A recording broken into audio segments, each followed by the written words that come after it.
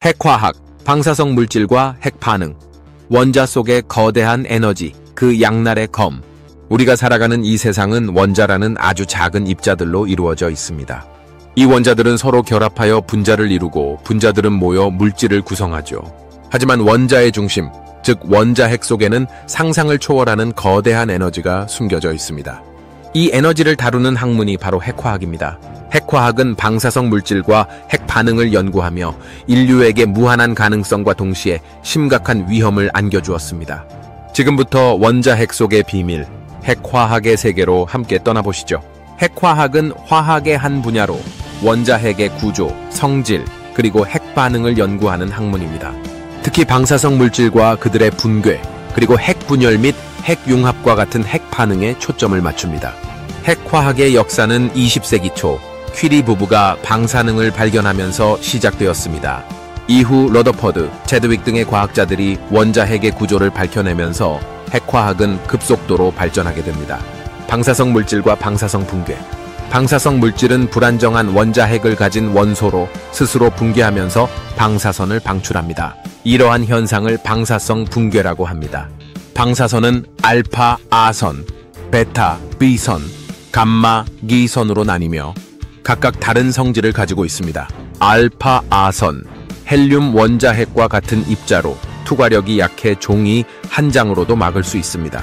하지만 인체에 내부 피폭될 경우 큰 피해를 줄 수 있습니다. 베타 B선, 고속의 전자 또는 양전자로 알파선보다는 투과력이 강하지만 얇은 금속판으로도 막을 수 있습니다. 감마 G선, 괴너지의 전자기파로 투과력이 매우 강해 두꺼운 납이나 콘크리트 등으로 막아야 합니다. 방사성 붕괴는 원자핵의 종류에 따라 다양한 방식으로 일어납니다. 대표적인 붕괴 방식으로는 알파 붕괴, 베타 붕괴, 감마 붕괴 등이 있습니다. 각각의 붕괴는 특정 확률과 속도로 진행되며 이를 반감기라고 합니다. 반감기는 방사성 물질의 양이 절반으로 줄어드는 데 걸리는 시간을 의미합니다. 핵반응, 핵분열과 핵융합. 핵반응은 원자핵이 다른 입자 또는 다른 원자핵과 충돌하여 핵의 구조가 바뀌는 반응을 말합니다. 대표적인 핵반응으로는 핵분열과 핵융합이 있습니다. 핵분열, 무거운 원자핵이 중성자와 충돌하여 2개 이상의 가벼운 원자핵으로 쪼개지는 반응입니다. 이때 엄청난 양의 에너지가 방출되며 이 에너지를 이용하여 원자력 발전을 합니다. 하지만 핵분열 과정에서 발생하는 방사성 폐기물은 심각한 환경 문제를 야기합니다. 핵융합, 가벼운 원자핵들이 융합하여 더 무거운 원자핵을 형성하는 반응입니다. 핵융합은 핵분열보다 훨씬 더 많은 에너지를 방출하며 태양과 같은 별의 에너지원이기도 합니다. 핵융합은 핵분열에 비해 방사성 폐기물이 적다는 장점이 있지만 현재 기술로는 제어된 핵융합 반응을 일으키기가 매우 어렵습니다. 핵화학의 응용. 핵화학은 다양한 분야에서 응용되고 있습니다. 에너지 생산.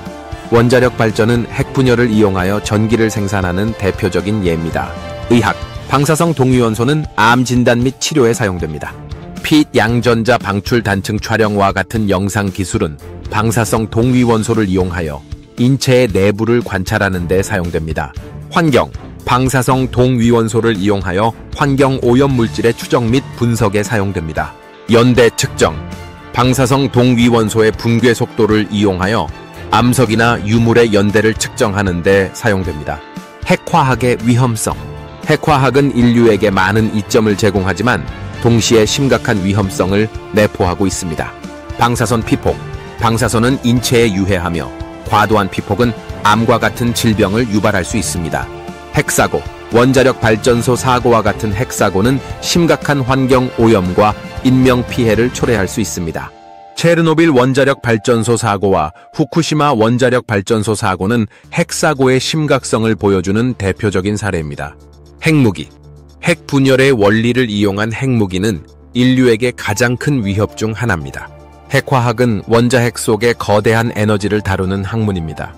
이 에너지는 인류에게 무한한 가능성을 제공하지만 동시에 심각한 위험을 내포하고 있습니다. 우리는 핵화학 기술을 신중하게 사용해야 하며 방사선 피폭과 핵사고의 위험성을 최소화하기 위한 노력을 기울여야 합니다. 또한 핵무기의 위협으로부터 인류를 보호하기 위한 국제적인 협력이 필요합니다. 원자 속의 에너지는 양날의 검과 같습니다. 이 검을 어떻게 사용하느냐는 우리 모두의 책임입니다. 앞으로 핵화학은 더욱 발전할 것이며 우리는 이 기술을 인류의 번영과 안전을 위해 현명하게 사용해야 할 것입니다.